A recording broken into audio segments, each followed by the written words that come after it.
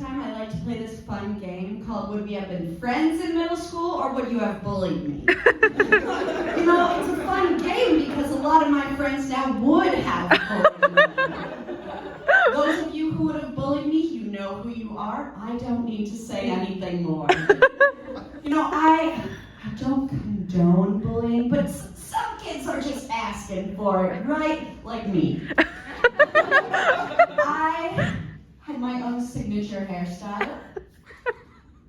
I will try to illustrate the best I can. I would wear a ponytail. Okay, normal enough, right? That's a typical 6th grader. Oh no, this was a ponytail at the very top of my head and all the way forward, like a unicorn. Then I would separate the ponytail so hair would fall on each side of my face, like a goddamn who. And that was my everyday hairstyle. But wait, it gets better. On Fridays were bearded Maddy Grady. I would take the hair remaining and tie it underneath my chin, like a 60-year-old would. My mom, every morning, she'd say, "You are so brave to go to school like that." And you know, at the time, I really thought it was a compliment. I was like, my mom wishes she was me. My mom wishes she had the confidence to wear her hair like this. Now, in retrospect, I'm like, okay, it was her way of being like, are you sure? Are you really sure? You wonder why you're getting things thrown at you, for the love of God. Acne was something that I thought was going to stop after middle school, right? Then I thought it was going to stop after high school. Then I thought it would stop after college. Then I discovered this fun thing called adult acne. I recently got put on Accutane, which is basically this drug that you get put on that's a chemotherapy drug when nothing's working for your skin anymore. It's a really nasty drug with a lot of nasty side effects, but the best one is that it causes very severe birth defects if you get pregnant while on it. So, you go to open the box, and the first thing you see when you go to get your pills is a deformed cartoon baby saying in bright red letters, "Don't get pregnant." And then surrounding the deformed cartoon baby is little black lettering that says, "Don't get pregnant, don't get pregnant." Interspersed with all the possible lovely birth defects that could be in there. And this is just kind of funny to me, because I'm like, you do get we're on the same team, right? Like, I'm not trying to get pregnant. Because first of all, I'm 22. I can barely support myself financially, let alone emotionally, let alone support another human being financially and emotionally. Also, I'm never doing the birth thing. I mean, I have so much respect for people who do it. To my classmates, so much respect. But I will never do that. It says on the box, if you get pregnant while on Accutane, terminate use immediately. I will be terminating one thing. Not in my acne. If Rumpelstiltskin was like, I will save your life, but you must give me your firstborn child, I'd be like, okay, I'll take the royal execution. Thank you very much. Who here has experienced Chicago Transit? Woo! Yeah! Amazing. I too have. I take the train and bus to work every day, so I pretty much mastered the CTA by this point. I'm kind of like the rat that knows all the New York sewer systems like the back of her paw, but of the CTA. I get a little power trip out of it because, you know, now that I have all this knowledge, people will come to me and they'll ask questions. I'll have a Cubs fan be like, how do I get to the Wrigleyville Stadium? And suddenly all the power is in my hands. I can tell them, oh yes, you take the Addison Red Line and you'll get off there. Or I can send their ass to Skokie. It's all up to me. There's some important CTA etiquette I think we need to talk about. If you put your bag on the seat next to you when there are no other seats left and you make people stand, jail. Jail for you.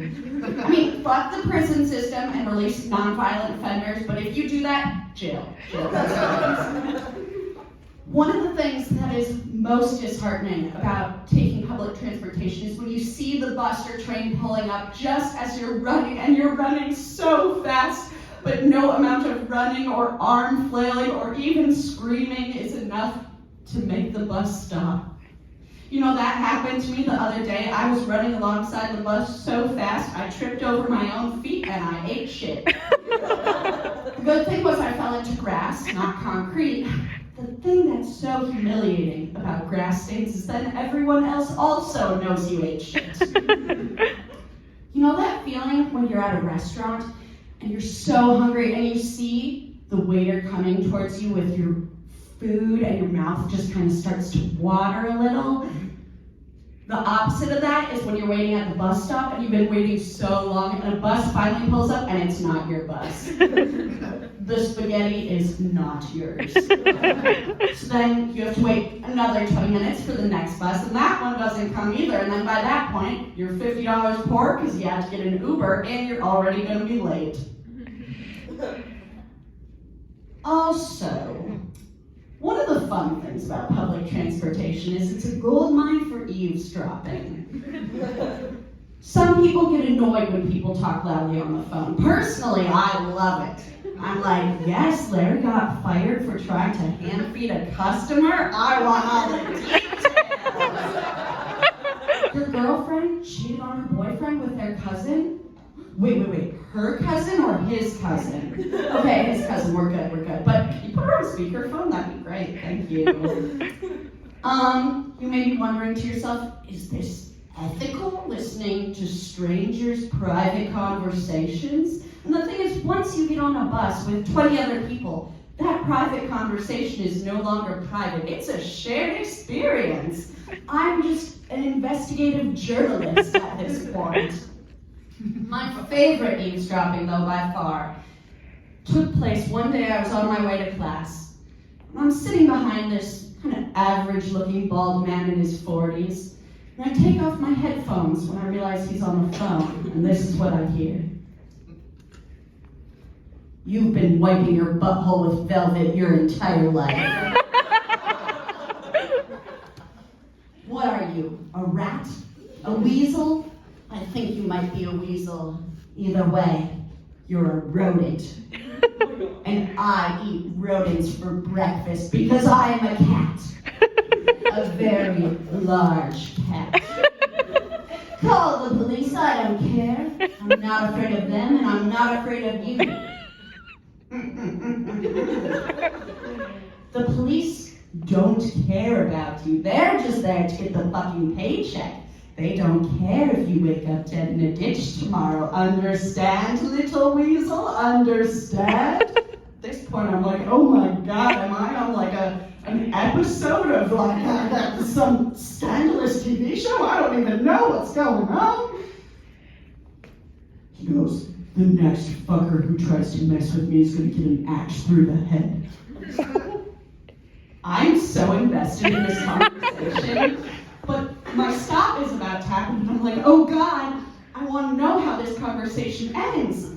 But then I realize, A, I will be late for class if I don't get off the train, and B, probably not the best idea to follow a potentially murderous, potentially mob boss, human trafficker, drug dealer. So I got off.